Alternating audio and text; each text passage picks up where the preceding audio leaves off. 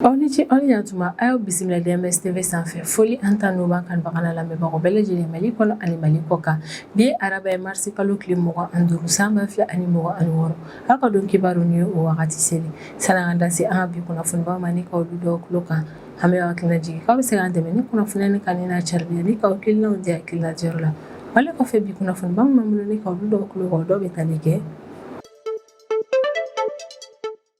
ni wagati ni yɛrɛ kɔnɔ min an ka Mali fintigilakaw olu cɛsirilen don Mali fantan naani bɛɛ lajɛlen na banbaci wale maaw yɛrɛ kɔ ɲinini na walasa min an Mali jamana kɔnɔdenw n'an bololafɛnw ka se ka an ka lakana sabati jamana in fantan naani bɛɛ lajɛlen la o ko hukumu yɛrɛ de kɔnɔna tɛnɛn tɛmɛnen marisi kalo tile 23 san 2026 min yɛrɛ kɔnɔ a ka état major général des armées ale bɔra ni ka communiqué kɛ communiqué min kɔnɔ état major b'a la bɛɛ lajɛlen tulo kan k'a fɔ ko kari tɛmɛnen marisi kalo tile 22 san 2026 ko min yɛrɛ kɔnɔ an ka Mali fintigilakaw ko opération belebeleba dɔw yɛrɛ kɔni kɛ Sikaso ale ni Segu région yɛrɛ kɔni kɔnɔna na opération minnu yɛrɛ kɔni senfɛ an ka Mali fintigilakaw k'u ye demijuguba dɔ banbaci wale maaw la o sera ka u bolo da kɛlɛkɛminɛn caman yɛrɛ kɔni kan wale min kɛra sababu ye ni ka caman yɛrɛ kɔni bɔ banbaci wale maaw ka binkani wale famaw la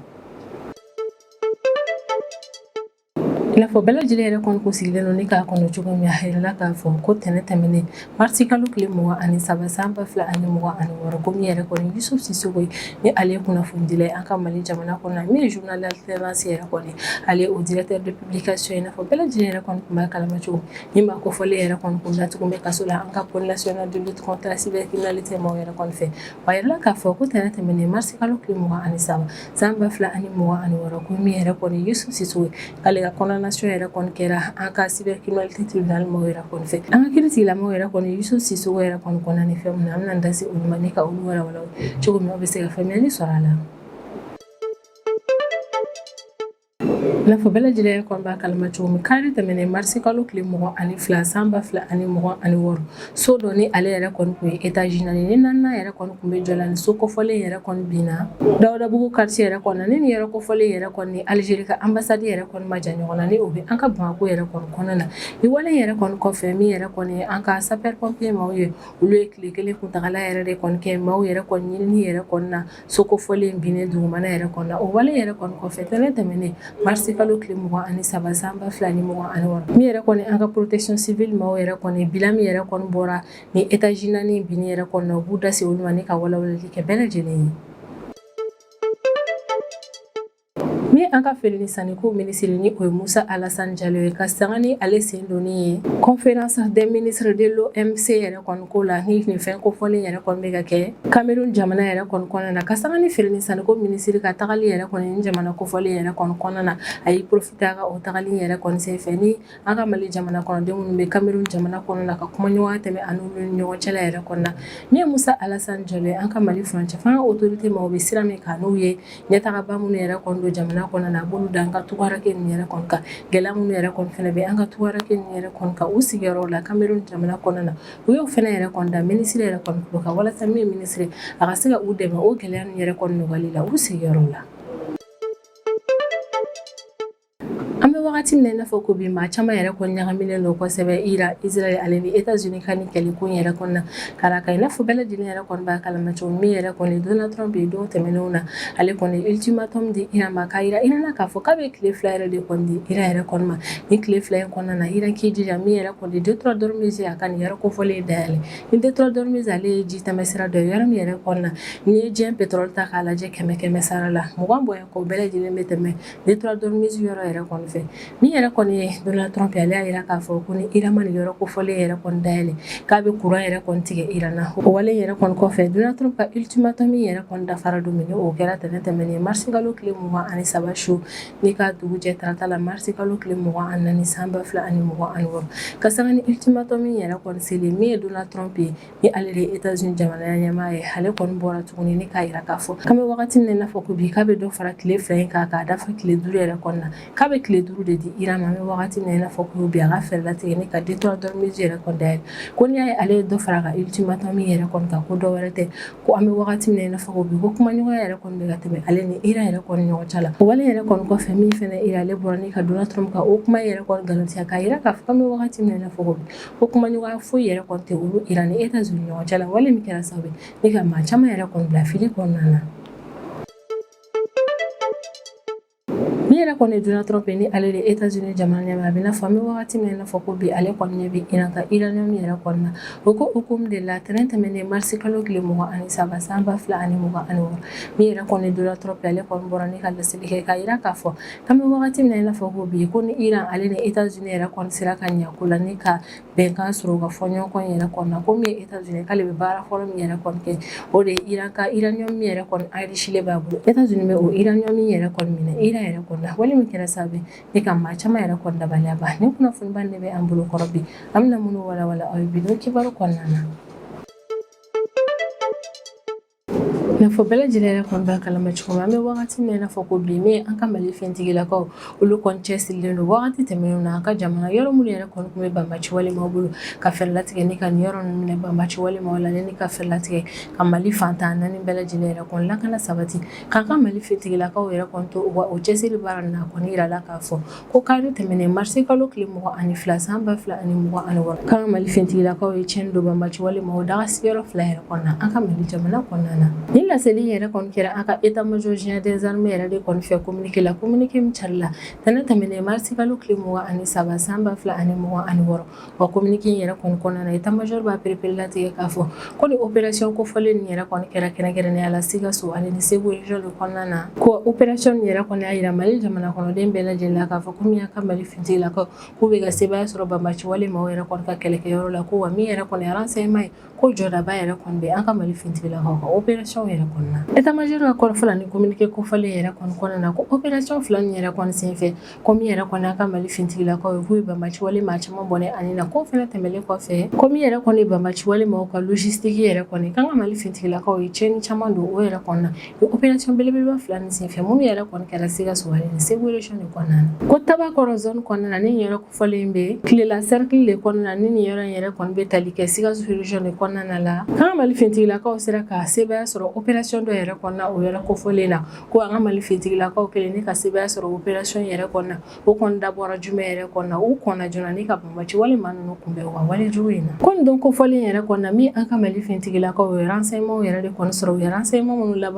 labara cogo ɲuman na o de kɔfɛ an ka Mali fintigilakaw sɔrɔla ka taa janda kɛ ni ka ɲɛsin banbaci wale jɛkulu maa dɔw yɛrɛ kɔni ma Tabakɔrɔ zone yɛrɛ kɔni kɔnɔna na ko ni opération yɛrɛ kɔni senfɛ an ka Mali fintigilaka minnu yɛrɛ kɔni bɛ kɛlɛ kɛ dugumana na olu yɛrɛ de kɔni sen donna o opération yɛrɛ kɔnɔna k'u taara janda kɛ ni ka ɲɛsin ni banbaci walema ninnu yɛrɛ kɔni ma o y'a sɔrɔ banbaci walema ninnu yɛrɛ kɔni tun bɛ yala yala la nin zone yɛrɛ kɔni kɔnɔna na ko janda min kɛra ni ka ɲɛsin ni banbaci walema ninnu ma o to kɔlɔlɔ ta ye ko janda in yɛrɛ kɔni kɛra sababu n'a ka Mali fintigilakaw sera ka banbaci walema caman bɔnɛ ani na ko banbaci walema caman fagali fɛnɛ kɔfɛ min an ka Mali fintigilakaw ye ni opération in senfɛ u sera ka u bolo da kɛlɛkɛminɛn ale ni tentigiminɛn caman yɛrɛ kɔni kan wale min yɛrɛ kɔni kɛra sababu ni banbaci walema minnu yɛrɛ kɔni b'u ka wale jugu yɛrɛ kɔni kɛ nin zone kofɔlen na ka caman yɛrɛ kɔni bɔ olu ka binkani wale fangaw yɛrɛ kɔni na ka da kan an ka Mali fintigilakaw sera ka u bolo yɛrɛ kɔni da banbaci walema ninnu ka kɛlɛkɛminɛn caman kan ko wagati kelen yɛrɛ kɔni na ko Jura localité yɛrɛ kɔnɔna ni nin yɔrɔ kofɔlen bɛ Sikaso région yɛrɛ kɔni kɔnɔna na k'an ka Mali fintigilakaw ka sanfɛ kɛlɛkɛminɛnw yɛrɛ kɔni ka opération dɔ yɛrɛ kɔni sababuya la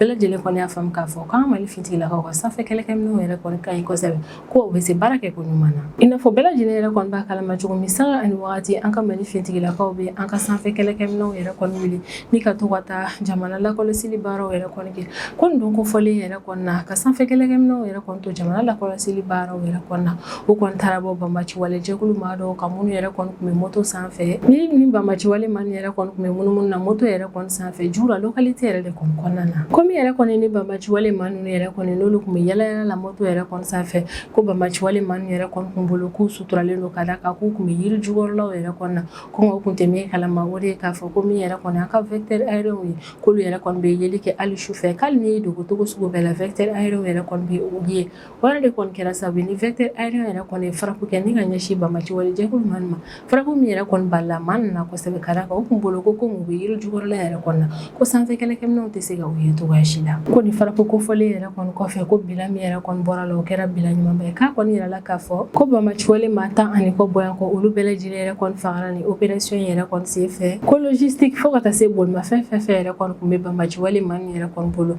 ko bɛɛ lajɛlen yɛrɛ kɔni tiɲɛna ni frappe yɛrɛ kɔni senfɛ min kɛra an ka sanfɛ kɛlɛkɛminɛnw de fɛ ni opération ba min yɛrɛ kɔni min kɛra an ka Mali fintigilakaw yɛrɛ kɔni fɛ o y'a yira maliden bɛɛ lajɛlen la k'a fɔ ko min yɛrɛ kɔni an ka Mali fintigilakaw k'a fanga bɛ u la wa dɔnniya bɛ u la ni ka cɛnni don banbaci walima ko Mali fantan naani bɛɛ lajɛlen hali n'a sɔrɔ ni man yɛrɛ kɔni u dogo yiri jukɔrɔlaw la k'ali an ka Mali jamana kɔnɔna zone reculée minnu yɛrɛ kɔni bɛ yen nɔ ni o yɔrɔ ninnu yɛrɛ kɔnɔna mɔgɔ tɛ yen nɔ ko hali n'a sɔrɔ banbaci walima u taar'u dogo yɔrɔ kofɔlen na ni an ka Mali fintigilakaw bɛ t'u nɔna minɛ fo yɔrɔ ninnu na ni opération min kɛra an ka Mali fintigilakaw fɛ opération yɛrɛ kɔni senfɛ an ka Mali fintigilakaw ye cikan gɛlɛn de kɛ ni ka ɲɛsin banbaci walima yɛrɛ kɔni ma o cikan yɛrɛ kɔni ye jumɛn o de ye k'a fɔ ko banbaci walima yɛrɛ kɔni a kana k'u ɲɛna k'a fɔ ko min yɛrɛ kɔni kungo kɔnɔnaw ye k'o ye dogoyɔrɔ ye u bolo k'u b'u jigi da kungo kɔnɔna minnu kan k'a fɔ ko yiriw yɛrɛ kɔni bɛ o dogo k'u k'a dɔn k'a fɔ ko o kungo kɔnɔna ninnu yɛrɛ kɔni tɛ yɔrɔ lakanani u bolo bilen ka d'a kan k'an ka Mali fintigilakaw bɛ se baara kɛ ko ɲuman yɛrɛ kɔnɔna communiqué yɛrɛ kɔni kɔnɔna na min ye état-major général des armées ale bɛ foliba kɛ ni ka ɲɛsin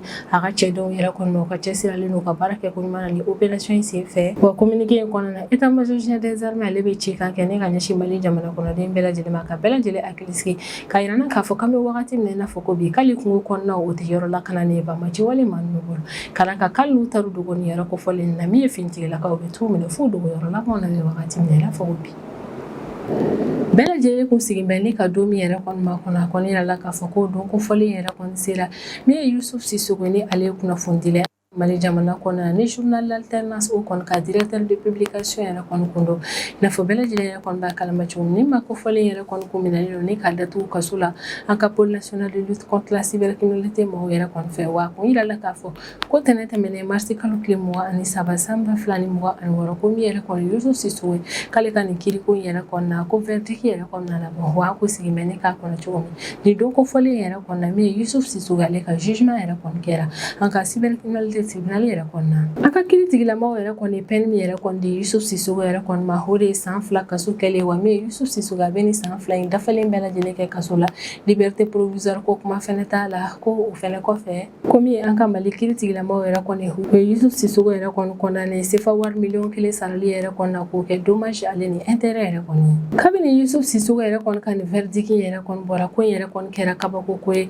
Mali jamana kɔnɔdenw bolo kɛrɛnkɛrɛnnenya la Mali kunnafonidilaw yɛrɛ kɔni bolo wa wale yɛrɛ kɔni kɔfɛ min ye association des éditeurs de presse privée maaw yɛrɛ kɔni ni o ye ASEP Mali maaw yɛrɛ kɔni olu bɔra ni ka communiqué kɛ ka jaabi kɛ ka ɲɛsin Yusuf Sisoko ka nin condamnation ko yɛrɛ kɔni ma ka jamana kɔnɔna na ASEP maaw yɛrɛ kɔni ka kɔrɔfɔ la ko nin verdict min yɛrɛ kɔni dilen filɛ nin ye Yusuf Sisoko yɛrɛ kɔni ma ko o ye olu dabaliya ban kosɛbɛ ko wa nin verdict kofɔlen bɛ jɔrɔna ko bɔ ka d'a kan verdict yɛrɛ kɔni b'a yira k'a fɔ ko min yɛrɛ kɔni ye liberté de la presse yɛrɛ kɔni an ka Mali jamana kɔnɔna na ko o ko yɛrɛ kɔni bɛ ka sigi kɔ ko min yɛrɛ kɔni liberté de la presse ye k'o tɛ Mali jamana kɔnɔna na an ka Mali jamana kɔnɔna na kunnafonidilaw k'u ko lakananen yɛrɛ kɔni tɛ sariya ko ta fanfɛla la communiqué yɛrɛ kɔni kɔnɔna na ASEP Mali mɔgɔw kɔni b'a yira k'a fɔ k'an ka kiiri tigilamɔgɔw filɛ ni ka nin décision min ta ka ɲɛsin Yusuf Sisoko yɛrɛ kɔni ma ko décision yɛrɛ kɔni kun man kan tɛ ka taa ni ka ɲɛsin nin ma kofɔlen ma ka d'a kan peine min yɛrɛ kɔni dilen filɛ n'a ma u ka girin a ka ko kɛlen in ma k'olu bɛ welemada kɛ ni ka ɲɛsin an ka Mali autorités yɛrɛ kɔni ma u ka kow danfara dɔn kosɛbɛ walasa u ka se ka fɛɛrɛ kɛ min yɛrɛ kɔni ye an ka Mali kunnafonidilaw ye olu ka se ka u ka baaraw yɛrɛ kɔni kɛ lafiya kɔnɔna na Mali jamana kɔnɔna na ko min yɛrɛ kɔni ye liberté d'expression yɛrɛ kɔni o ko in kan ka don ba la an ka Mali jamana kɔnɔna na ko bɛ an ka Mali autorités wele u ka fɛɛrɛ latigɛ ka fɛɛrɛ dɔw yɛrɛ kɔni sigi sen kan walasa min ye kunnafonidilaw ye olu bɛ se k'u ka kunnafoniw yɛrɛ kɔni di lafiya kɔnɔna na cogo min wa min yɛrɛ kɔni ASEP maaw yɛrɛ kɔni bɛ welemada kɛ ni ka ɲɛsin u ka jɛkulu membre tɔw ma k'u faralen ka to ɲɔgɔn kan u bɛɛ lajɛlen ka wuli k'u jɔ walasa ni gɛlɛya min yɛrɛ kɔni selen filɛ nin ye an ka jamana kunnafonidila maaw yɛrɛ kɔni ma u ka se ka o gɛlɛya yɛrɛ kɔni kɛlɛ an bɛ wagati min na i n'a fɔ ko bi yɔrɔ yɛrɛ kɔni na an b'a da aw tulo kan k'a fɔ ko min yɛrɛ kɔni ye Yusuf Sisoko yɛrɛ kɔni ko ale condamné la san 2 kaso kɛ la san 2 in a b'o bɛɛ lajɛlen kɛ kaso la wajibiya la liberté provisoire ko kuma yɛrɛ kɔni t'a la ko fɛnɛ tɛmɛlen kɔfɛ ni ma kofɔlen yɛrɛ kɔni bɛ CFA wari miliyɔn 1 yɛrɛ kɔni sara k'o kɛ dommage ale ni intérêt yɛrɛ kɔni kari tɛmɛnen marisi kalo tile 22 san 2026 so étage 4 ni étage 4 yɛrɛ kɔni kun bɛ jɔli baara yɛrɛ kɔni na a kɔni yira la k'a fɔ ko ni étage 4 bɛɛ lajɛlen yɛrɛ kɔni binna ni nin yɔrɔ kofɔlen yɛrɛ kɔni bɛ Badalabugu quartier la ni yɔrɔ yɛrɛ kɔni ye Algérie ka ambassade yɛrɛ kɔni ma jan ɲɔgɔn na kosɛbɛ ni o bɛ tali kɛ an ka Bamako kɔnɔna de la a yɛrɛ la k'a fɔ ko ni so bin kofɔlen yɛrɛ kɔni kɛra kari tɛmɛnen marisi kalo tile 22 san 2026 wulafɛla la ka ɲɛ 16 wagati de ko kabini so bin yɛrɛ kɔni kɛra tile kelen ɲinini yɛrɛ kɔni kɔfɛ ko tɛnɛ tɛmɛnen marisi kalo tile 23 san 2026 min yɛrɛ kɔni an ka protection civile ma yɛrɛ kɔni olu bɔra ni k'u ka bilan provisoire yɛrɛ kɔni di ni so bin ko in na an ka protection civile ma yɛrɛ kɔni ka kɔrɔfɔla ko ni so bin ko in yɛrɛ kɔni na ko maa 2 yɛrɛ de kɔni sara maa 2 yɛrɛ kɔni fɛnɛ tunna wa an bɛ wagati min na i n'a fɔ ko bi maa 20 kɔ bonya ko olu bɛɛ lajɛlen sera ka labɔ bɔgɔ yɛrɛ kɔni jukɔrɔla la nka o joginnen yɛrɛ kɔni don ko ni maa 20 kɔni bɛɛ lajɛlen yɛrɛ kɔni taara teliya la ni ka taa n'u ye dɔgɔtɔrɔso la walasa u ni furakɛli min ka kan u ka se ka da u ka teliya la ko ni étage 4 yɛrɛ kɔni bɛ bin wagati min na o y'a sɔrɔ sojɛla mɔgɔ 40 kɔ bonya kɔ olu bɛɛ lajɛlen de tun bɛ baara la chantier yɛrɛ kɔni kɔnɔna na wa maa minnu yɛrɛ kɔni tun bɛ étage 4 yɛrɛ de kɔnɔ ka d'a kan étage 4 yɛrɛ kɔni béton yɛrɛ de kɔni tun bɛ ka da an ka direction générale de la protection civile ma yɛrɛ kɔni ka communiqué la o y'a yira k'a fɔ ko kabini so bin yɛrɛ kɔni kɛra yɔrɔ min yɛrɛ kɔnɔ na ko yɔrɔnin bɛɛ yɛrɛ kɔnɔ min ye protection civile ma olu wulila ni ka minɛ ɲumanbaw ta u fɛ walasa ka se ka t'u ka intervention kɛ yɔrɔ in na cogo min ka se ka fɛɛrɛ latigɛ ni ka maaw yɛrɛ kɔni kisi teliya la ko protection civile maaw ka teliya yɛrɛ kɔni sababuya yɛrɛ de kɔni na u sera ka maa caman yɛrɛ kɔni ni kisi ni so bin ko in na ko nka halisa an bɛ wagati min na i n'a fɔ ko bi ko protection civile maaw yɛrɛ kɔni bɛ ɲinini na so in yɛrɛ kɔni bɔgɔw yɛrɛ kɔni jukɔrɔlaw la walasa ka fɛɛrɛ latigɛ n'a sɔrɔ maa dɔw yɛrɛ kɔni bɛ bɔgɔ in yɛrɛ kɔni jukɔrɔla la min yɛrɛ kɔni ɲɛnama don ka fɛɛrɛ latigɛ ni ka o yɛrɛ kɔni labɔ ko nka an bɛ wagati min na i n'a fɔ ko bi min yɛrɛ kɔni confirmera ni so bin ko in kɔlɔlɔ ko yɛrɛ kɔni na o de ye ko maa 2 yɛrɛ kɔni sara maa 2 yɛrɛ kɔni fɛnɛ tunna min fɛnɛ ye maa 20 kɔ bonya kɔ olu bɛɛ lajɛlen yɛrɛ kɔni bɔra bɔgɔ jukɔrɔla la maa 20 kɔni yɛrɛ kɔni na caman fɛnɛ juginna o la n'olu taara teliya la ka taa n'u ye dɔgɔtɔrɔso yɛrɛ kɔnɔ ni yɔrɔ in yɛrɛ kɔnɔ na an bɛ dugawu de kɛ banbagatɔ ye ko Ala ka badabada dali nɔgɔya maa minnu yɛrɛ kɔni fɛnɛ juginna an bɛ nɔgɔya da dugawu yɛrɛ kɔni kɛ ni ka ɲɛsin olu ma ni an ka Mali feere ni saniko minisiri ni o ye Musa Alassane Diallo an bɛ wagati min na i n'a fɔ ko bi ale yɛrɛ kɔni bɛ Cameroun jamana kɔnɔna na walasa ka se ka a sen don conférence des ministres de l'OMC yɛrɛ kɔnɔna na ni conférence kofɔlen yɛrɛ kɔni bɛ ka kɛ Cameroun jamana kɔnɔna na ka sanga ni an ka feere ni saniko minisiri yɛrɛ kɔni ka o tagali ko ye Cameroun jamana kɔnɔna na a y'i profiter o fɛ ni ka kumaɲɔgɔnya yɛrɛ kɔni tɛmɛ ani an ka Mali tukarakɛw yɛrɛ kɔni ɲɔgɔn cɛ la minnu yɛrɛ kɔni bɛ Cameroun jamana de kɔnɔna na i n'a fɔ bɛɛ lajɛlen yɛrɛ kɔni b'a kalama cogo min an ka Mali jamana kɔnɔna na an ka minisiri fɛn fɛn yɛrɛ kɔni mana na taa jamana wɛrɛw yɛrɛ kɔni kɔnɔna na u ka o tagali yɛrɛ kɔni senfɛ u bɛ kumaɲɔgɔnya yɛrɛ kɔni tɛmɛ u ni an ka o tukarakɛ ninnu yɛrɛ kɔni ni ɲɔgɔn cɛla la ka sanga ni feere ni saniko minisiri ka tagali yɛrɛ kɔni ye Cameroun jamana kɔnɔna na a ye kumaɲɔgɔnya yɛrɛ kɔni tɛmɛ ani an ka tukarakɛw yɛrɛ kɔni ɲɔgɔn cɛla minnu bɛ Cameroun jamana kɔnɔna na walasa furancɛ fanga yɛrɛ kɔni ko hukumu yɛrɛ kɔnɔna ɲɛtaga minnu yɛrɛ kɔnɔna na Mali la min yɛrɛ kɔni ye feere ni saniko minisiri a y'o bɛɛ lajɛlen da an ka tukarakɛ ninnu tulo kan feere ni saniko minisiri ni an ka tukarakɛ ninnu yɛrɛ kɔni ka kumaɲɔgɔnya yɛrɛ kɔni kɔnɔna na an bɛ wagati min na i n'a fɔ ko bi jamana kan ka jɔ ni jɔsenba minnu yɛrɛ kɔni a y'o bɛɛ lajɛlen walawala an ka tukarakɛw ye o jɔsenba nin yɛrɛ kɔni tɛ dɔwɛrɛ o de ye lafasali lakana souveraineté économique fo ka taa se intégration régionale yɛrɛ kɔni ma feere ni saniko minisiri kɔni y'a yira k'a fɔ ko jamana kan ka jɔ ni nin jɔsenba ninnu yɛrɛ de kɔni ye min yɛrɛ kɔni an ka tukarakɛ ninnu ye minnu bɛ Cameroun jamana yɛrɛ kɔni kɔnɔna na olu kɔni y'a yira k'a fɔ ko ɲɛtaga minnu yɛrɛ kɔni donna Mali jamana kɔnɔna na ko o diyara olu ye kosɛbɛ ko o bɛ foliba kɛ ni ka ɲɛsin an ka furancɛ fanga autorité maaw ma o ɲɛtaga ko in na nka o n'a tɔ y'a yira k'a fɔ k'olu ka sigi yɛrɛ kɔni kɔnɔna na Cameroun jamana kɔnɔna na ko gɛlɛya dɔw yɛrɛ kɔni bɛ olu kan o gɛlɛya ninnu yɛrɛ kɔni tɛ dɔwɛrɛ o y'olu ka papier kow ye ni o ye passeport ale ni carte d'identité yɛrɛ kɔni maa min yɛrɛ kɔni y'a yira k'a fɔ ko nin sɛbɛn fila nin yɛrɛ kɔni sɔrɔli ka gɛlɛn olu ma o sigiyɔrɔw la kosɛbɛ an ka tukarakɛ nin yɛrɛ kɔni u ka jɔrɔna fɛn fɛn yɛrɛ kɔni fɔ an ka feere ni saniko minisiri y'a yira k'a fɔ k'a y'a bɛɛ lajɛlen yɛrɛ kɔni mɛn ko wa ko ci kan ka lase maa minnu yɛrɛ kɔni ma k'a bɛ ci lase olu ma ka d'a kan k'an bɛ wagati min na i n'a fɔ ko bi k'an gouvernement maaw yɛrɛ kɔni olu cɛsirilen don ka fɛɛrɛ bɛɛ lajɛlen latigɛ walasa an ka Mali jamana kɔnɔden minnu bɛ jamana wɛrɛw yɛrɛ kɔni kɔnɔna na ka se ka olu ka papier kow yɛrɛ kɔni nɔgɔya u ma hali k'u to jamana wɛrɛw kɔnɔna na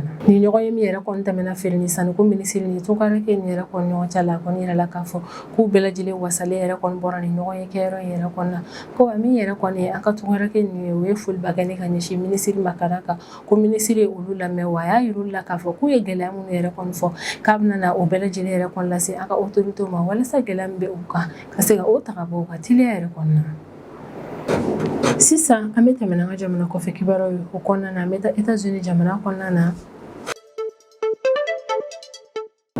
ina fɔ bɛɛ lajɛlen yɛrɛ kɔni b'a kalama cogo min an bɛ wagati min na i n'a fɔ ko bi Iran Israël ale ni États-Unis ni jamana saba ni yɛrɛ kɔni kari bɛ ɲɔgɔn na kɛlɛko dɔ yɛrɛ kɔni hukumu yɛrɛ kɔni na wa ni kɛlɛko yɛrɛ kɔni hukumu yɛrɛ kɔni na jamana ninnu jamana ɲɛmaaw bɛɛ lajɛlen yɛrɛ kɔni bɛ bɔ ni ka déclaration yɛrɛ kɔni kɛ wa y'a ye k'a fɔ k'u ka déclaration yɛrɛ kɔni fɔ bɛ ɲɔgɔn kɔ ka d'a kan déclaration ninnu maa si ni si ta yɛrɛ kɔni tɛ kelen ye o ko hukumu na tɛnɛ tɛmɛnen mars kalo tile 23 san 2026 min ye Donald Trump ni ale de États-Unis jamana ɲɛmaa ale kɔni bɔra ni ka layidu ta kɛ k'a yira k'a fɔ k'an bɛ wagati min na i n'a fɔ ko bi ko kumaɲɔgɔnya sɛbɛnba dɔ yɛrɛ kɔni bɛ ka tɛmɛ États-Unis ale ni Iran ni ɲɔgɔn cɛla la ko kumaɲɔgɔnya min yɛrɛ kɔni bɛ ka tɛmɛ jamana fila ni yɛrɛ kɔni ɲɔgɔn cɛ la u bɛ fɛ ka bɛnkan yɛrɛ kɔni sɔrɔ bɛnkan 15 bɔɲɔgɔn yɛrɛ de kɔni na ko u bɛ ka ni kumaɲɔgɔnya min yɛrɛ kɔni tɛmɛ u ni ɲɔgɔn cɛ la o kumaɲɔgɔnya kɛ kun ye walasa kɛlɛ min yɛrɛ kɔni daminɛna jamana saba ni ɲɔgɔn cɛ la février kalo tile 28 tɛmɛnen san 2026 ka fɛɛrɛ latigɛ ni ka dankari kɛlɛ in yɛrɛ kɔni na i n'a fɔ bɛɛ lajɛlen yɛrɛ kɔni b'a kalama cogo min don tɛmɛnenw na min ye Donald Trump ale ko ye ultimatum yɛrɛ kɔni di Iran ma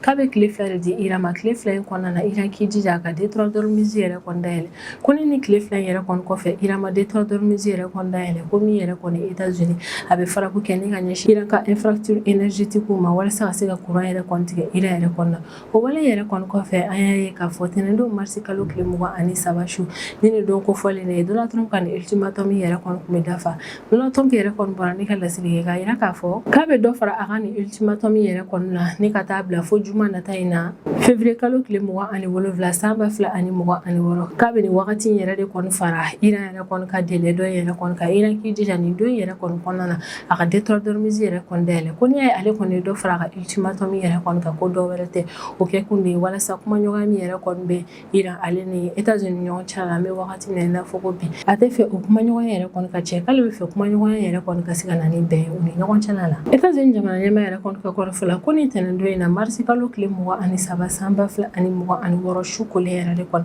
ko kumaɲɔgɔnya continuera ni ka tɛmɛ ale Donald Trump ka cidenw yɛrɛ kɔni ni Iran autorités yɛrɛ kɔni ɲɔgɔn cɛ la ko yɛrɛ de kɔni ale ye décision yɛrɛ kɔni ta k'a bɛna na dɔ fara a ka ultimatum min kan k'an bɛ wagati min na i n'a fɔ ko bi k'ale kɔni nana dɔ fara a ka ultimatum min kan k'a dafa tile 5 yɛrɛ kɔni na ko n'a kɔni y'o kɛ a bɛna n'a lajɛ ko in bɛna na taa n'u ye yɔrɔ min na wa Donald Trump kɔni y'a yira k'a fɔ ko kumaɲɔgɔnya min yɛrɛ kɔni bɛ ka tɛmɛ ale ka cidenw yɛrɛ kɔni ni Iran autorités ɲɔgɔn cɛ la ko kumaɲɔgɔnya yɛrɛ kɔni bɛ ka kɛ kumaɲɔgɔnya ɲumanba ye ko wa kumaɲɔgɔnya yɛrɛ kɔni bɛ sɔn ka kɛ sababu yɛrɛ kɔni ni ka dankari u ka kɛlɛ in yɛrɛ kɔni na ko nka o n'a ta o ta k'ale kɔni bɛ kangada yɛrɛ kɔni kɛ ko min yɛrɛ kɔni olu États-Unis u bɛna bombardement yɛrɛ kɔni jɔ u bɛn'u sigi ni ka kumaɲɔgɔnya nin yɛrɛ kɔni lajɛ tile 5 kuntagala kɔnɔna na ko n'u y'a ye k'a fɔ ko kumaɲɔgɔnya yɛrɛ kɔni tɛ ka taga ɲɛ ko min yɛrɛ kɔni olu États-Unis u bɛna continuer ni ka faraku yɛrɛ kɔni kɛ ka ɲɛsin Iran ma Donald Trump yɛrɛ kɔni kɛlen ni ka bɔ ni ka ni laseli yɛrɛ kɔni kɛ laseli yɛrɛ kɔni kɛra sababu ye ni ka maa caman yɛrɛ kɔni hakili sigi ka d'a kan maa caman tun y'a faamu k'a fɔ k'a bɛ se ka kɛ don n'a nataw la daminɛ na kari ni maa min yɛrɛ kɔni ka kɛlɛ la ka wale yɛrɛ kɔni kɔfɛ Iran yɛrɛ kɔni bɔra ni ka kuma in nkalontigiya ko min yɛrɛ kɔni ye maa caman kabakoya Iran jamana kɔnɔna na Iran autorité maaw yɛrɛ kɔni bɔra ni ka layidu ta kɛ k'a yira k'a fɔ k'an bɛ wagati min na i n'a fɔ ko bi ko négociation foyi yɛrɛ kɔni tɛ olu Iran ni États-Unis yɛrɛ kɔni ni ɲɔgɔn cɛ la kɛlɛbanko in kan min ye Iran ka parlement local président yɛrɛ kɔni ale bɔra ni ka Donald Trump yɛrɛ kɔni accusé ko Donald Trump yɛrɛ kɔni bɔra ni ka kuma minnu yɛrɛ kɔni fɔ ko nkalon dan don ko Donald Trump bɔra ni ka ni kuma yɛrɛ kɔni fɔ walasa ka se ka fɛɛrɛ latigɛ min yɛrɛ kɔni ye tajimafɛn yɛrɛ kɔni caman bɔ ka bɔ o sɔngɔ la diɲɛ kɔnɔna na ko ɲɛtɛ ko nkalon dannen don ko kabini kɛlɛ in yɛrɛ kɔni daminɛna olu ni États-Unis yɛrɛ kɔni ɲɔgɔn cɛ la ko min yɛrɛ kɔni ye tajimafɛn ko ale ni maaw yɛrɛ kɔni hakilina ye ko Donald Trump bɛ k'o manipuler ka d'a kan sanga ani wagati a bɛ bɔ ni ka kuma kura yɛrɛ kɔni fɔ Donald Trump yɛrɛ kɔni ka kuma yɛrɛ kɔni kɔfɛ min Iran ka guide suprême yɛrɛ kɔni ni o ye Ayatollah Mojtaba Khamenei yɛrɛ kɔni ale ka conseiller kɛrɛnkɛrɛnnen dɔ yɛrɛ kɔni fɛnɛ bɔra ni ka kuma a y'a yira k'a fɔ ko kɛlɛ min yɛrɛ kɔni bɛ olu ni États-Unis Israël ni ɲɔgɔn cɛla yɛrɛ kɔni na ko kɛlɛ in yɛrɛ kɔni tɛ ban ka sɔrɔ condition kɛrɛnkɛrɛnnen dɔw yɛrɛ kɔni ma ta o ko la ko condition kɛrɛnkɛrɛnnen nin yɛrɛ kɔni ye jumɛn ye o de ye États-Unis kɛmɛ ni ka sanction fɛn fɛn yɛrɛ kɔni bi Iran ka sanction nin bɛɛ lajɛlen bɛ wuli États-Unis ni Israël ye tiɲɛni fɛn fɛn yɛrɛ kɔni don Iran yɛrɛ kɔni kunna ni kɛlɛ in kɔnɔna na u bɛ tiɲɛni in bɛɛ lajɛlen yɛrɛ kɔni sara wa États-Unis bɛ garantie kɛrɛnkɛrɛnnen dɔ d'u ma garantie min yɛrɛ kɔni a bɛ yira k'a fɔ ko min yɛrɛ kɔni États-Unis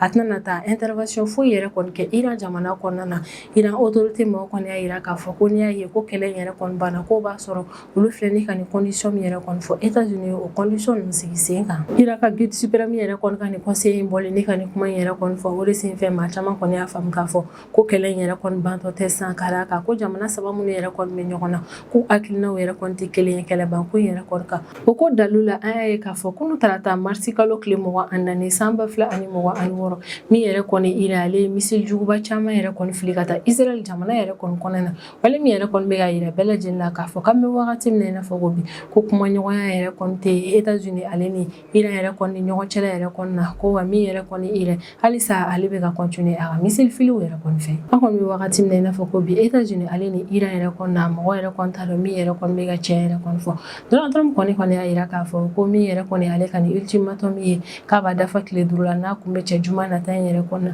ko ni tile 5 in kɔnɔna na Iran k'i jija ka détonateur mesure yɛrɛ kɔni dayɛlɛ walima ko États-Unis ni Iran bɛ négociation min yɛrɛ kɔni na Iran k'i jija négociation yɛrɛ kɔni ka nɔgɔ ko n'o tɛ ko min yɛrɛ kɔni États-Unis a bɛna na Iran ka infrastructure énergétique yɛrɛ de kɔni bombarder ni o bɛ kɛ sababu ye ka courant yɛrɛ kɔni tigɛ Iran yɛrɛ kɔni na nka Iran kɔni bɔra ni k'a yira k'a fɔ ko tiɲɛ foyi yɛrɛ kɔni t'a la ko min yɛrɛ kɔni kuma ɲɔgɔn ye k'u tɛ ka tɛmɛ olu ni États-Unis ni ɲɔgɔn cɛ la ko Donald Trump ye ni nkalon kuma yɛrɛ kɔni fɔ walasa min yɛrɛ kɔni tajimafɛnw sɔngɔ ye caman ka bɔ o la diɲɛ kɔnɔna na